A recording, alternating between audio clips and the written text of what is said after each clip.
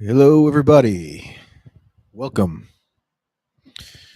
Welcome one, welcome all, welcome you, welcome he, welcome she, welcome they, welcome them, welcome man, welcome woman, welcome everything in between. Whichever way you roll, welcome.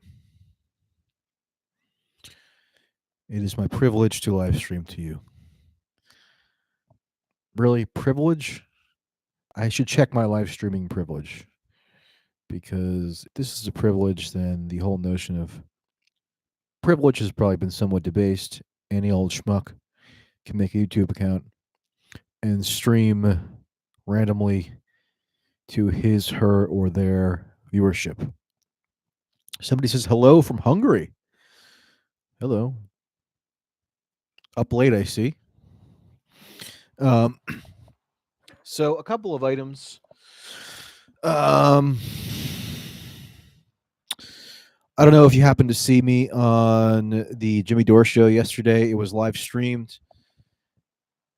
I'm not aware of whether the full clip has been uploaded yet. But it was a rollicking discussion, as expected with Jimmy, full of wonderful vulgarity and cathartic rage.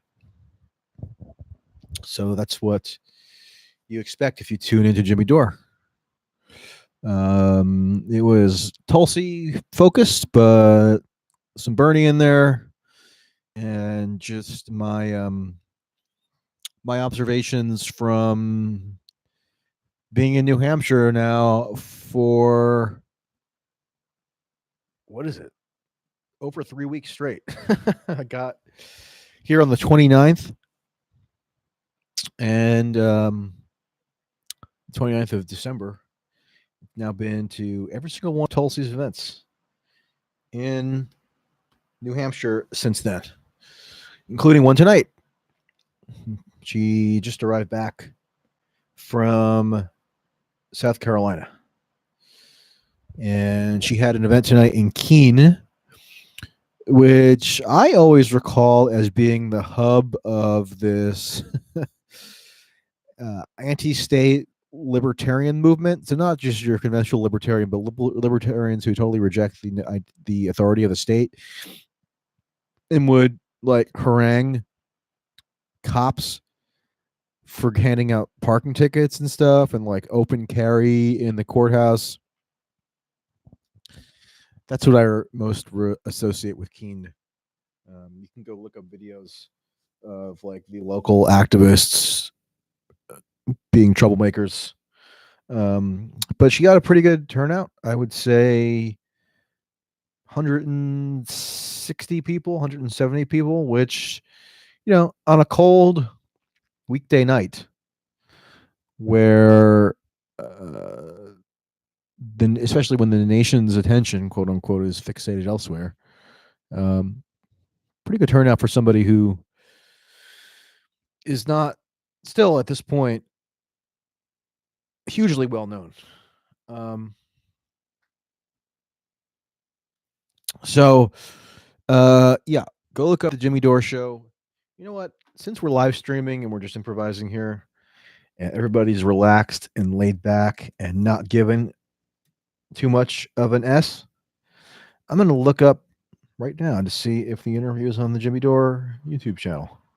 Because, I mean, you guys don't mind. What do you guys care?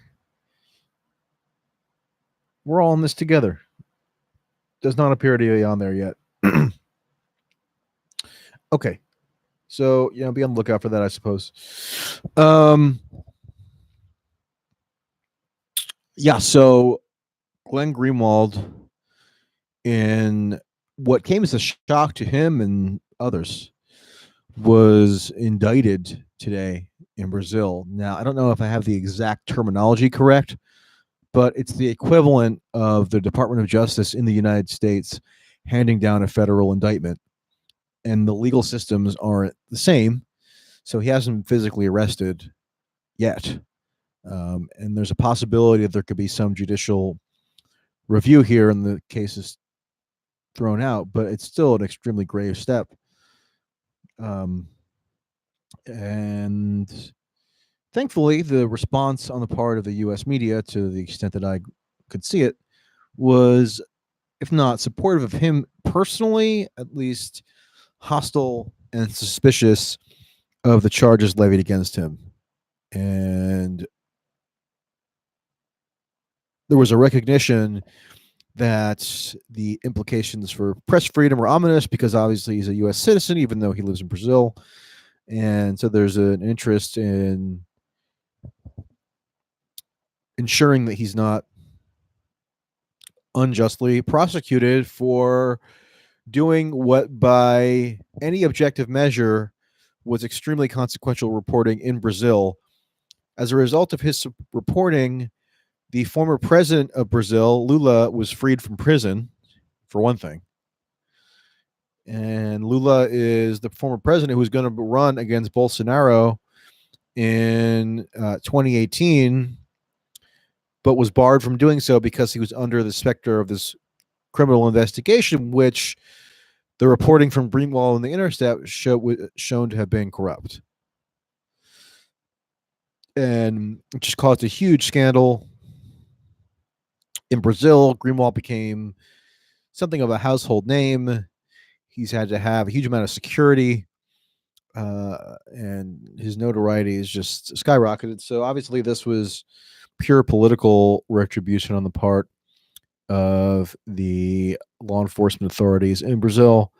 And I heard from him today, and he's physically fine and he's not in immediate danger, but who knows what could happen as a result of this. So I was definitely very much worried when I saw this, just for him and for his family and so forth, because it's a scary situation. Maybe not scary for him because he is kind of fearless, but it was scary for me. Um, so, but what annoyed me was you had a lot of these liberals who have been appalled by Greenwald for the past couple of years because of his sort of different perspective on the meaning of Trump, the validity of Russiagate, and so on and so forth. Most of the people who claim that they were fans and admirers of Greenwald in years past have subsequently turned on him to the point that obviously he's no longer welcome on, for example, MSNBC, which is why he has had to go on Fox to have his views aired on a national TV network. And as you may know, I've been on Fox semi-regularly as well, for similar reasons, although obviously his reputation far exceeds mine. He's much older and done more things by a huge order of magnitude. No doubt about that. But the point is, the reason why he has been on Fox and I've been on Fox are somewhat similar. But a lot of those sort of Democrats and liberals who have just been out of their minds angry at him for several years, even most of them said, you know what, I don't like Greenwald. I'm really angry about what he's done since the era of Trump dawned, but I can recognize the danger of this politically motivated persecution in terms of its implications for press freedoms and so on and so forth. And while I get the utility of people who don't otherwise like him, in a sense, coming to his defense, it does annoy me to no end that you have people who are in positions of prominence in the media and elsewhere who feel like they have to do this whole throat clearing exercise to make sure everybody is aware that they view Greenwald as this awful figure, but nonetheless, they can rise to the occasion and denounce this effort to potentially throw him in prison. It's just like, first of all, the only reason why you have to so heavily qualify your statement is because, in all likelihood, you're just resentful and embarrassed that Greenwald, over the course of years, has exposed your hypocrisy, corruption, and illogical thinking. So it makes sense that you would have to sort of equivocate, because if somebody had humiliated me in the way he's likely humiliated most of these people, and in some cases I know that he has actually humiliated several of them, then it also might affect my judgment in terms of how I characterize my opposition to an unjust prosecution. But just know that most of these people who have to do this whole charade of saying, I resent Greenwald. However, dot dot dot. Those people, for the most part, are corrupt, hypocritical charlatans, and Greenwald has had a role in letting everybody else know that they're corrupt, hypocritical charlatans. Um, so that's one thing. I have to see how that pans out. But of course, his response to the indictment was characteristically aggressive and unapologetic and uncompromising. And he insists he's going to continue to do further reporting on based on the information that was leaked or transmitted to him, having to do with this guy Sergio Moro, who was essentially the Robert Mueller of Brazil for a long time, heralded as this unimpeachable, heroic, valorous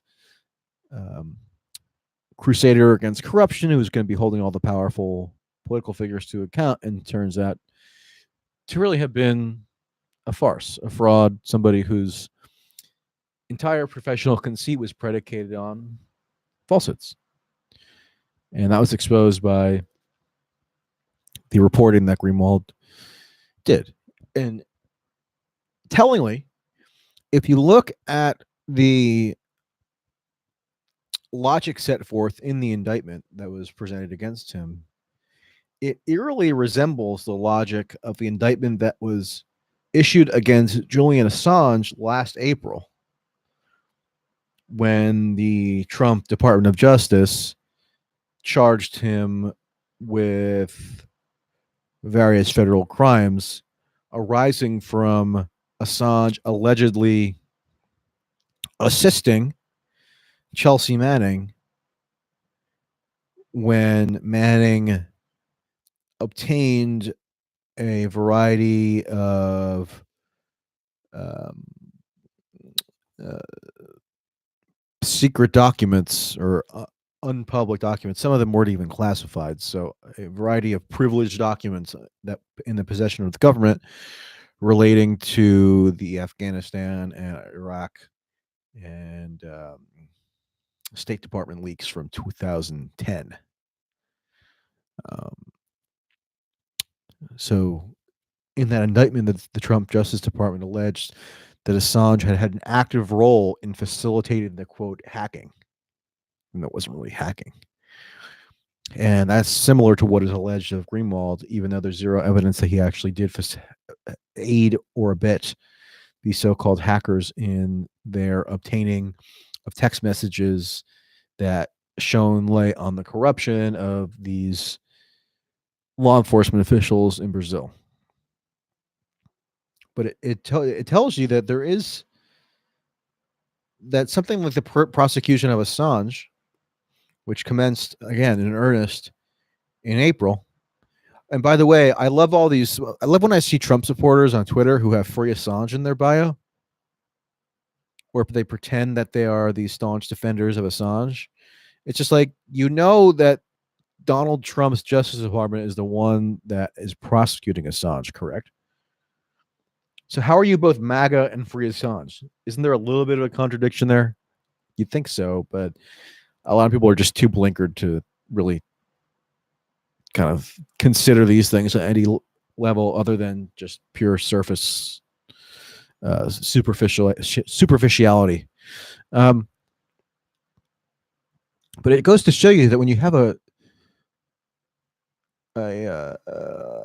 indictment handed down that bursts through a whole variety of precedents that would ordinarily protect press freedom, it could potentially have international implications. Assange was an international figure, so lots of countries are paying close attention to that. I wouldn't be shocked at all. I don't know this for sure, but it seems plausible given the similarities in the logic. Perhaps the Brazilian authorities borrowed from that same legal rationale and for their own purposes with regard to Greenwald. And it's also true that Greenwald and Assange don't have what necessarily I would call an association, but they've been associated with one another for going back years.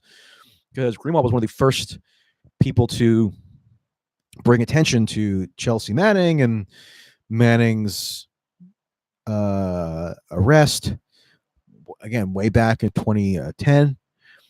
And he really brought WikiLeaks into notoriety way back when. So that they would use this similar legal precedent against Assange, or that they use against Assange against Greenwald is pretty predictable in a way. Okay, some super chats.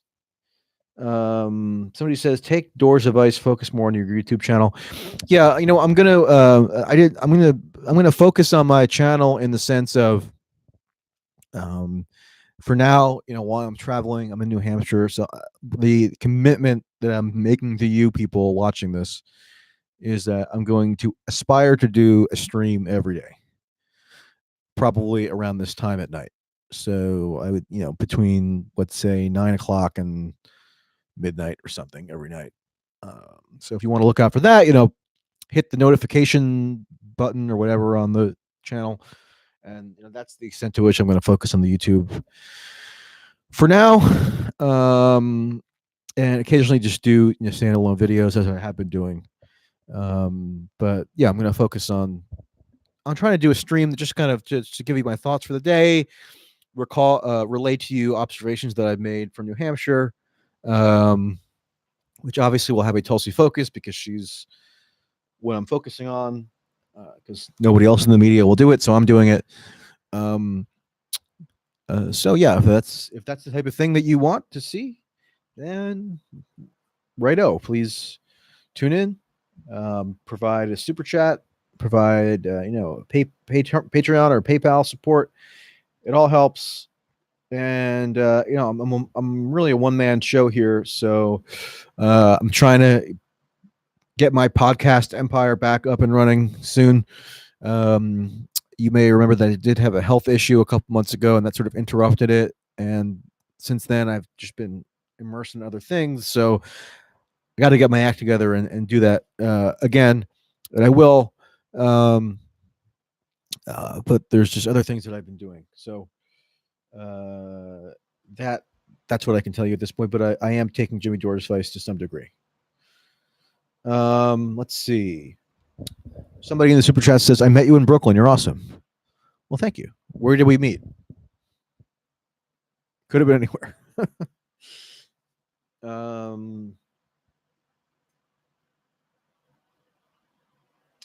Somebody says, I know Jimmy Dore canceled your podcast, but I'd like to hear you talk more about all of your articles. Yeah, I'm not canceling the podcast. It's just on a temporary hiatus, let's say.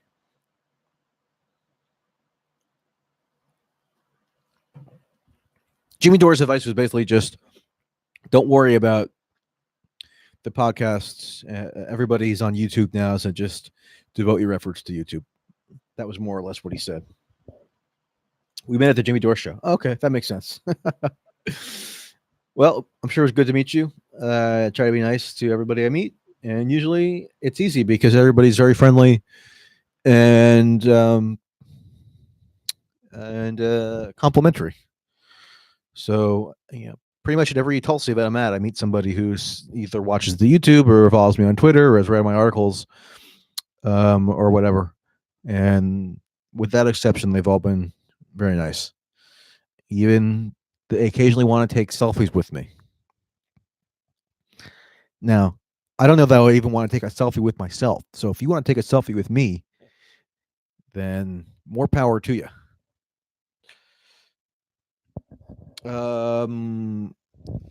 What else? Okay, yeah. So as I'm talking to you now, the impeachment melodrama is droning on late into the evening.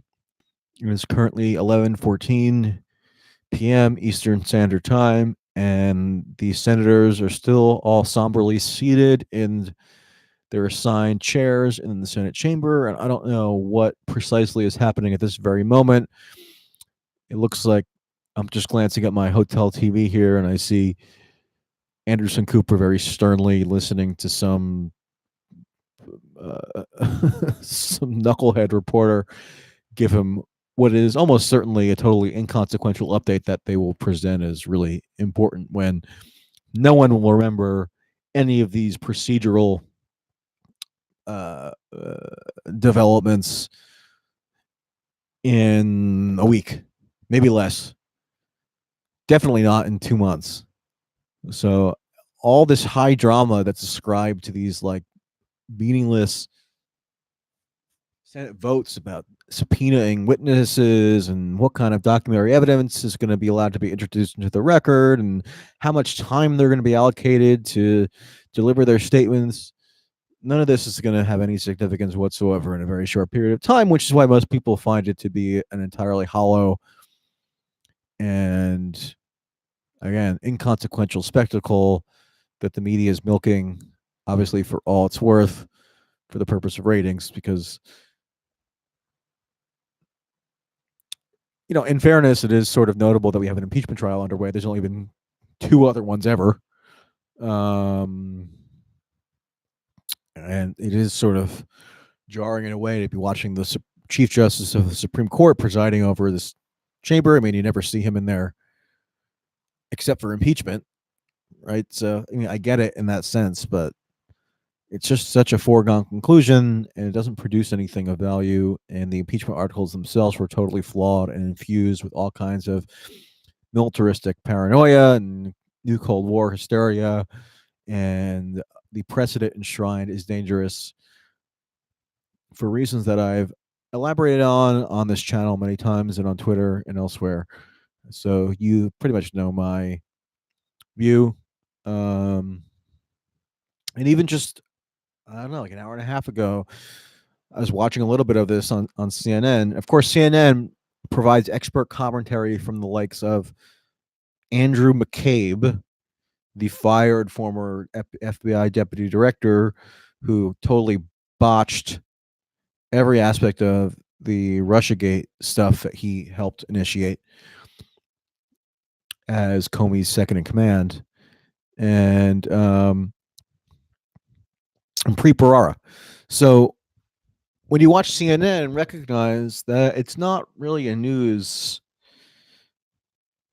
organization, or it's not principally a news organization. They do some stuff that in a way resembles news, but especially when you're watching on TV, CNN is a big multifaceted media organization. So the TV presentation is not journalistic. Let's say that. Put it that way rather than news. It's not journalistic because journalism is not just allowing these former security state operatives and former prosecutors to sit around and be allowed to frame for the viewing audience what is transpiring before them. That's not journalistic.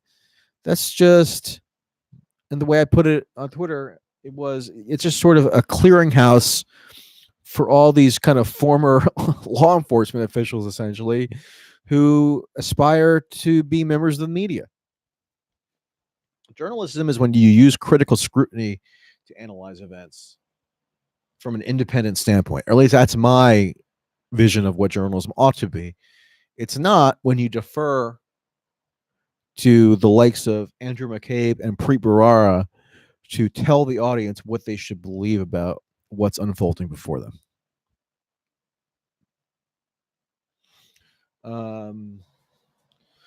But just an hour and a half ago, like I said, I was watching a little bit of this trial, And one of the impeachment managers, Representative Jason Crow of Colorado, was giving his spiel. And this was as it was getting rather late. So it was around 10 o'clock. And he was saying, I understand that some of the people in this chamber are getting weary and might need to go to bed soon. But I don't think anybody should complain about it being tired or that we're going late into the night, because think about what time it is in Europe right now. This is what he said. Where in Ukraine, Ukrainian soldiers are getting ready to are sound asleep and getting ready to wake up and go fight against Russia. That's what he said. So the reason you can't complain about it being late in the Eastern time zone of the U.S. is because in the time zone, whatever time zone it is in Ukraine, it's much later, and we have to you have to remember the sacrifice of the Ukrainian soldiers for whom it's in the dead of night, and they're the ones who are going to have to wake up in a couple hours and go resume their fight against Russia. And I didn't catch all the hearing today, but I tried to listen to much of it. And Adam Schiff, it's just like, who in their right mind? Who are these progressive I love these progressive online superstars, right? Who were adamant that impeachment was the correct thing to do because it would hold Trump accountable. It's just like, have you followed Adam Schiff at all in anything he's done over the past couple years?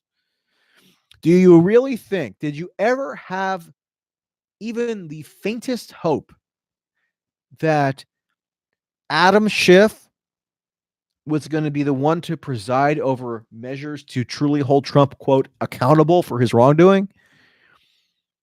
If they wanted to hold Trump accountable, they would have shifted out Schiff long ago. They would have shifted him to someplace else, maybe into the Senate basement.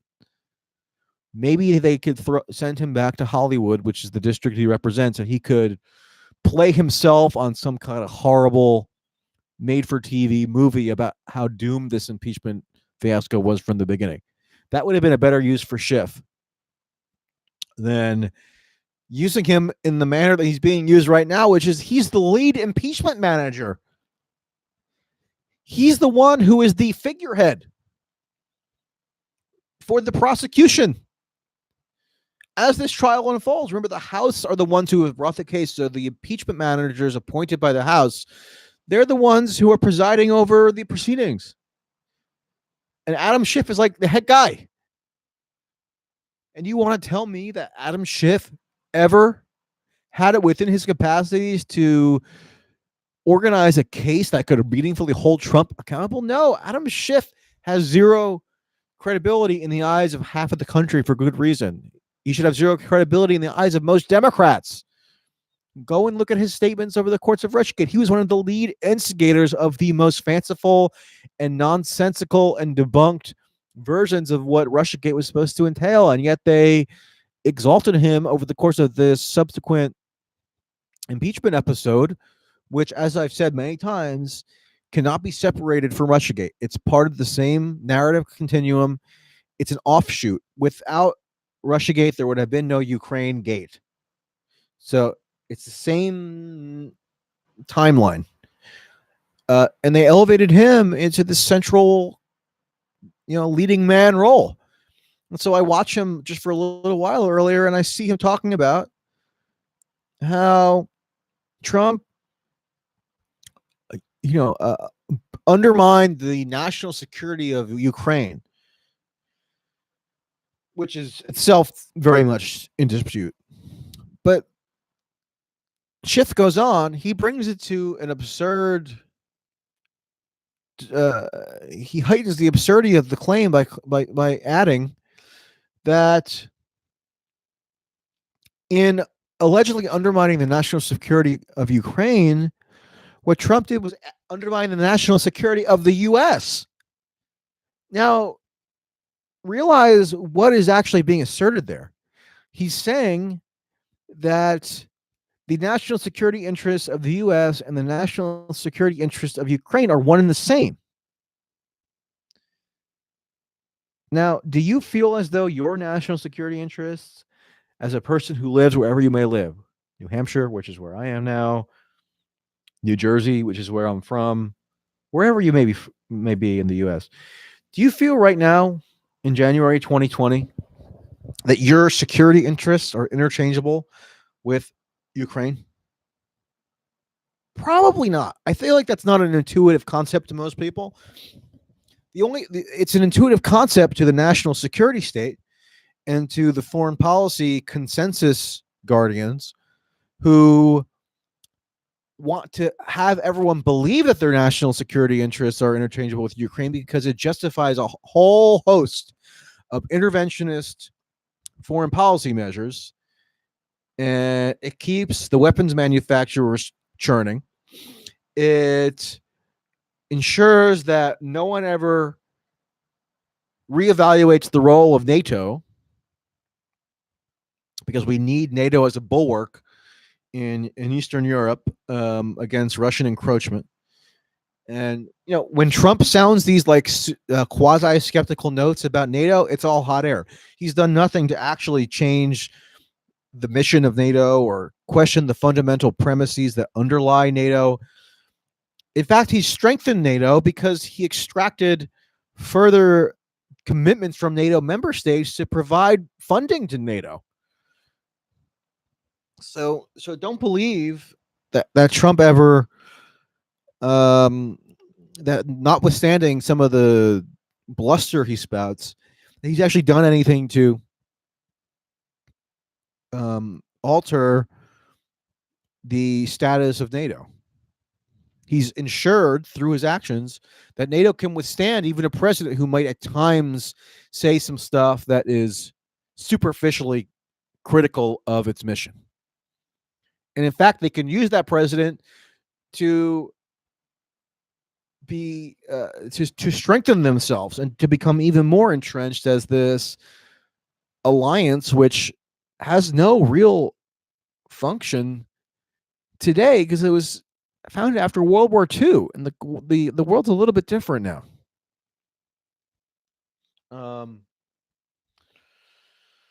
So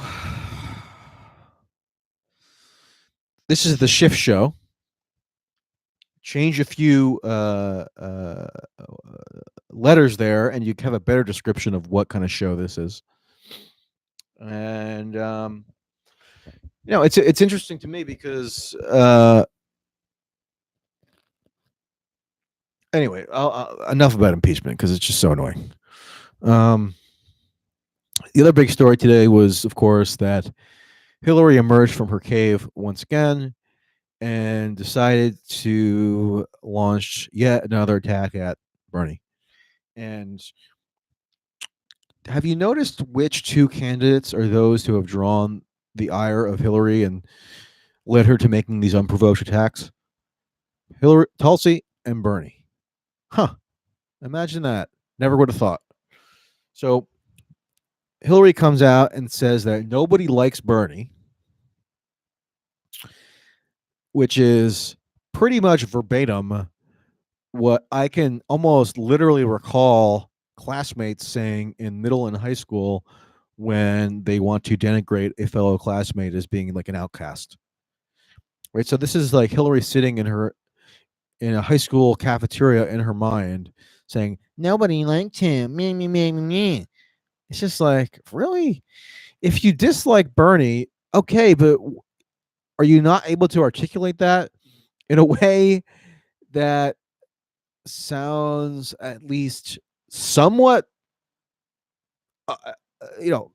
superficially rooted in a substantive critique? No, it's just saying that people don't like him, which is like, first of all, he's the literally the most liked senator in the country in terms of his approval rating in his home state. His colleagues in the Senate do generally like him. I remember even Ted Cruz saying, you know what? I respect Bernie because he actually says what he believes. He's a socialist. And remember when Bernie and Ted Cruz had their televised debate on CNN, I believe it was, about healthcare? Ted Cruz said he did that because he actually had some fundamental respect for Bernie, even if he disagreed with him, because he doesn't hide his beliefs. Um, and yet here comes Hillary saying, "Nanny, nanny, poo, poo. Nobody likes you. Bernie, Bernie, Bernie, boo, boo." It's just, it's like childish. And Tulsi was asked about it today, and she said it. Well, I mean, it seemed just incontrovertibly correct, which is that her exact quote, I believe, was, "It's time to grow up. This isn't high school." It's funny to be telling like a 71-year-old woman that she needs to grow up, but apparently Hillary does need to grow up. I mean, she's almost like Trump. I mean, Trump acts like a baby a lot too, so that's something that he and Hillary fundamentally have in common. They have these personal grudges that they are constantly nursing. Hillary still believes that Bernie cost her the election, even though you can go find the data of the many rallies and events that Bernie did on Hillary's behalf in the general election in 2016, which annoyed many of his core supporters because they felt that he was selling out. They felt like he was betraying his principles by campaigning for Hillary. And what did it get him? Obviously, she's not appreciative of it. She's still resentful. She still thinks that Bernie's a jerk. So, like, what was the point of that? She launches this attack, obviously timed for 2 weeks before the Iowa caucus, because she wants to remind all these women who still are, have sore feelings about her alleged mistreatment in 2016. She wants to remind them to don't vote for Bernie, and I guess vote for Warren, or even Joe, but anybody but Bernie. And in that interview, it was funny because Hillary refused to commit that she would support the ultimate Democratic nominee. Now, imagine if Bernie refused to support the ultimate Democratic nominee, or even Tulsi. There'd be a media meltdown. There'd be denunciations and disavowals left and right, and they'd be calling her a Russian asset, and they would be calling her somebody who, calling him or her, both of them, somebody who didn't, who secretly wanted to help Trump or something. Yeah, Hillary does it, and it's just like, whatever. That's her prerogative as a woman or something. So what I'm calling for is for an investigation to be launched to determine whether Hillary is working with the Russians to sow division in the Democratic Party, because that's what Russia wants. They want to sow divisions. They want to make sure that there's no unity. They want everybody fighting. They want to use divisive tactics to keep everybody at each other's throats. So Hillary's doing exactly what Russia wants.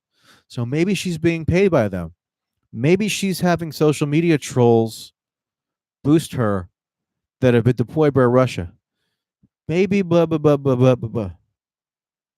Maybe they're even trying to groom her. Remember that word? Groom her into launching a third party run. Maybe that's what Hillary's plotting. We need an investigation. We need an independent, credible investigation into Hillary's potential conspiring with Russia. I demand it. Maybe I'll start a change.org petition for it, because those things always work.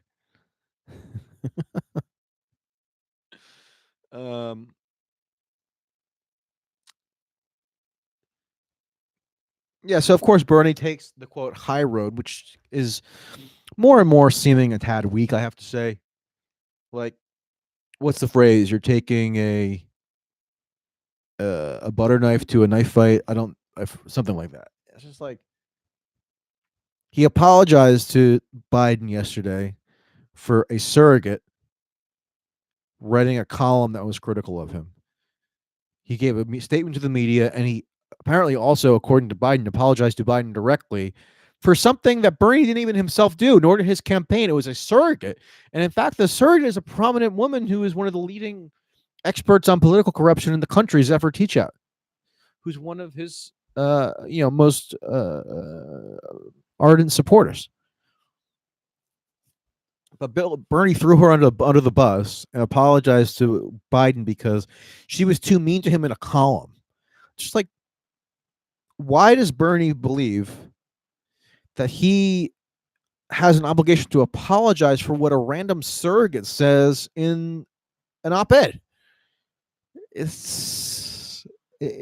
does come across as a bit weak. It makes it seem like Bernie doesn't have any kind of killer instincts. He's always playing Mr. Nice Guy. And he did something. He did it again today when he said he was asked about Hillary's unprovoked attack on him. By the way, Hillary also said, I got to find the exact quote because it's so funny. In that same interview, Hillary said how angry she was at. I got to find it because if I don't use the exact words, it's not going to capture the full hilarity.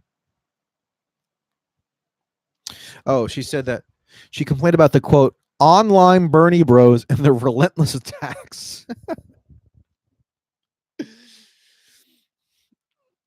So there's Hillary complaining. Literally, she spent the past several years complaining about Twitter trolls. So you can, it's funny, you can diminish the usefulness of Twitter, and I get fed up with it at times too, of course. But think about it. Hillary has spent several years now blaming her defeat on Twitter trolls in one form or another, whether it's Russians or Bernie bros. It's just amazing.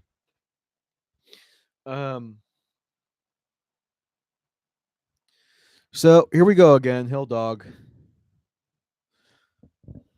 Weighing in.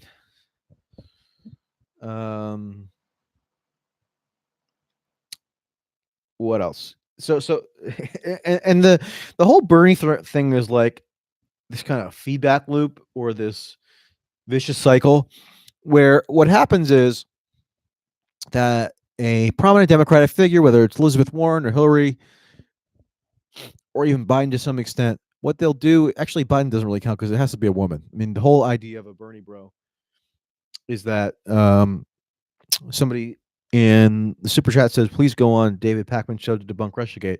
Happy to do it. Let him know. Anytime, anywhere. The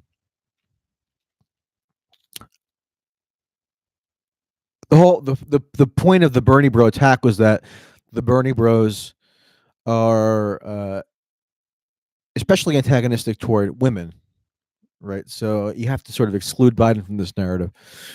And so what happens is that you'll have a women candidate launch an attack intended to destroy Bernie's campaign, again, whether it's Warren or Hillary, and then online Bernie supporters get angry about it. And then if they express their anger, that is taken by Bernie's enemies as further evidence that there's this out of control Bernie bro rage. Online, it needs to be reined in, and Bernie needs to denounce it. It's just like, no. You cannot for 1 second accept the logic of underlying Bernie bro.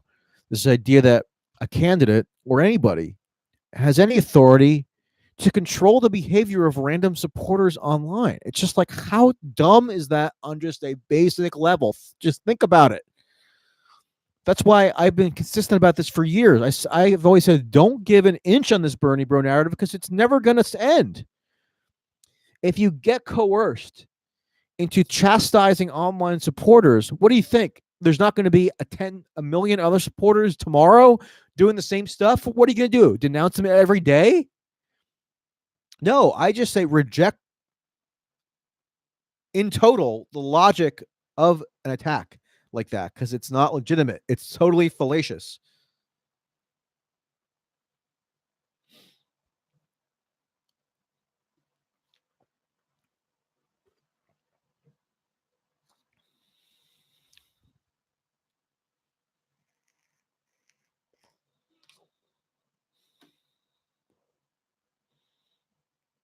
Let's see. What are the thoughts?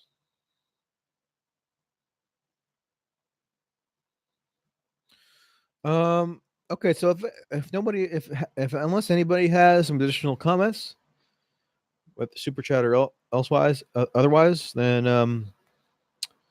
get ready to sign off here. Somebody says Jimmy should make the interview you did with him recently public. I assume he will soon.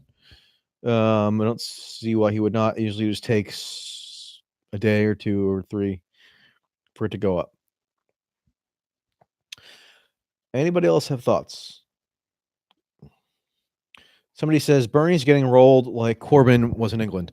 Just wait till the Israel lobby decides to go after Bernie. Lol. Yeah, I mean there is a similarity there. Corbyn was forced to make concessions to his haters and just came back to bite him. And there are two main examples of that. The first is the anti-Semitism narrative, which is just based on junk.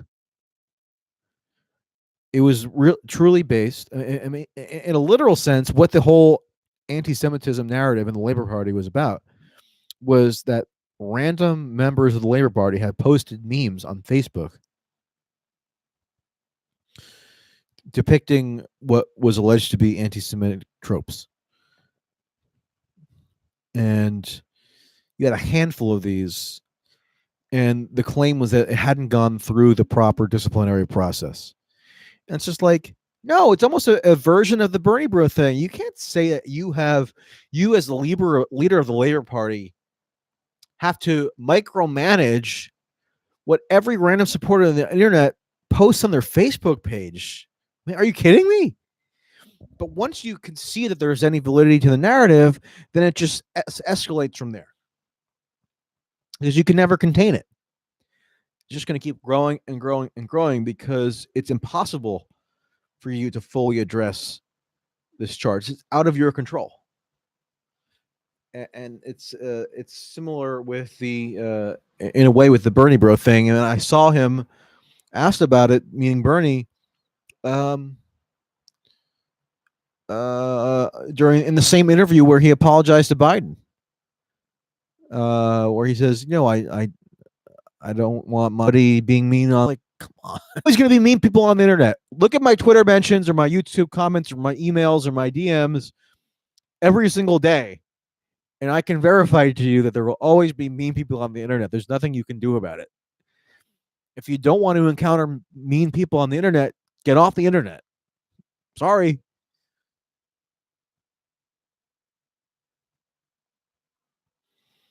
And then, in terms of Corbyn, the more significant thing was him allowing the Remain dead enders to dictate the trajectory of the Labor Party in terms of changing their manifesto so that it included a call for a second referendum, which would have prolonged the Brexit melodrama for another 6 months to a year. So, yeah, Corbyn did fudge that up in lots of ways, and I don't know that I would necessarily conclude at this point that Bernie is fudging anything up in quite the same fashion, because it's just different situations, different political systems. Bernie's not the head of the party, right? He's running his own campaign. But yeah, there are ways when it doesn't instances in which Bernie just seems to retreat in ways that seem self-defeating. They almost have to rely on Tulsi to be a better defender of Bernie than Bernie himself is.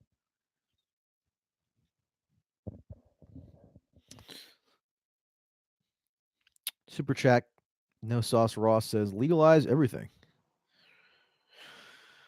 Right on, dude.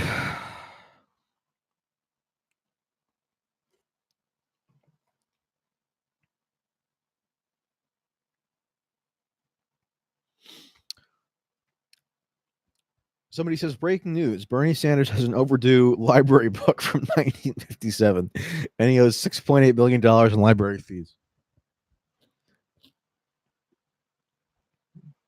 Perhaps. That would really sink his campaign. Overdue library book.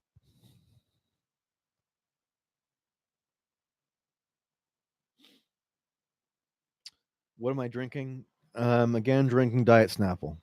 I know you guys reprimanded me for drinking Diet Snapple before because it has aspartame, but that's what I'm drinking at the moment. Maybe I want to go back to seltzer, but every once in a while, I feel like I am just in the mood for Diet Snapple. Um,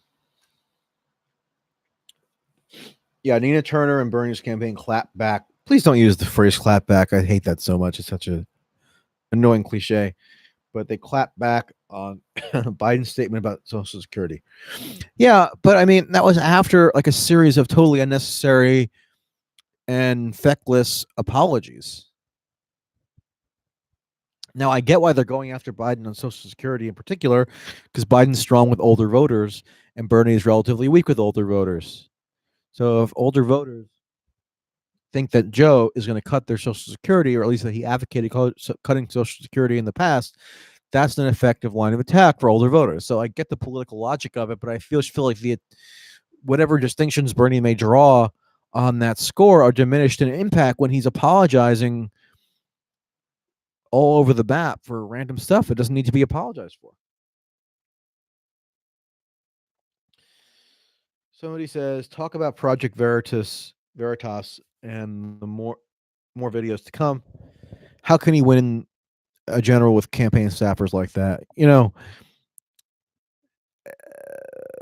I get why surreptitiously recording random low level Bernie staffers in a bar could result in getting them on camera saying outlandish things. But I think people are generally smart enough to recognize that whatever grandiose claims that inebriated low level staffers make, Bernie is not he's not running on revolutionary socialism, right? He's a democratic socialist of a kind that you see all over Europe. So it doesn't mean seizing the means of production, doesn't mean instituting a Soviet Politburo. It doesn't mean creating gulags, right? So I mean, I don't know that stuff. I guess it's mildly interesting in a way, but it's not really revelatory for me because I know tons of those types of people. Um, so I don't think it makes that much of that much of a difference. And it's one thing to get people on camera who are truly in positions of power saying discrediting things, but I don't think that low level organizers in Iowa meet that criteria. So it comes across as a little sleazy, and which is not surprising from James O'Keefe, although occasionally James O'Keefe does produce something that has some value, I have to say, but I'm not impressed with his Undercover Bernie series.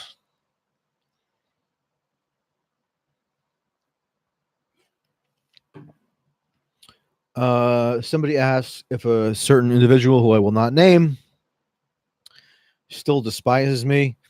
I'm assuming so. Have not heard from that individual lately, but I wish that individual all the best because I try to disarm my enemies with kindness.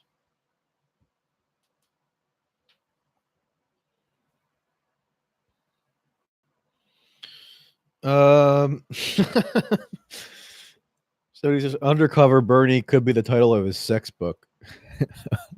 uh, I would advise Bernie not to write a sex book. I don't think anybody needs to read that. And if you would like to read a Bernie sex book, I think that says more about you than it does about anybody else. You need to get a, you need to,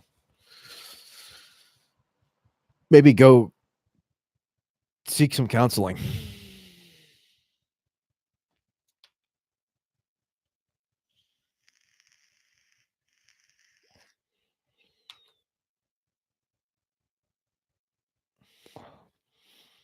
Your response to the allegations that you're stalking Tulsi.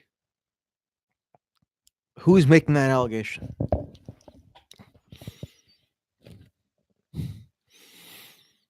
You think attending her events is stalking? All right, then have her file an order of protection against me if she's a victim of stalking. I don't think she sees it that way. Bernie did not write a sex book in the 70s. He wrote like freelance articles for alternative newspapers in Vermont, a couple of which had to do with like male female relations topics. That's where the infamous one about had to do with rape came from, if I'm recalling it correctly.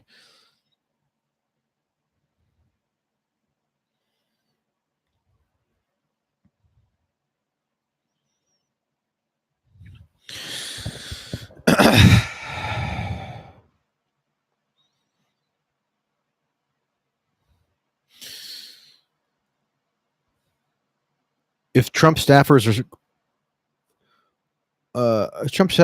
were caught on tape talking about dropping Democrats out of helicopters, the media would be outraged. Again, if low-level random Trump organizers were caught saying hyperbolic things, my attitude would be roughly the same. So I'm not the media. I'm speaking as an individual.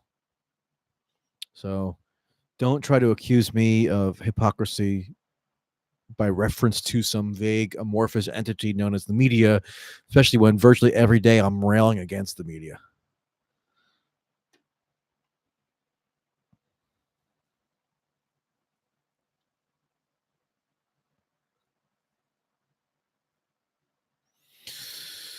All right, people. Let's wrap it up.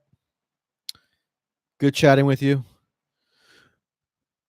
I'm glancing at the TV, and the impeachment trial is still underway. So if you're in the mood for some late night entertainment, tune in to CNN or your favorite news channel.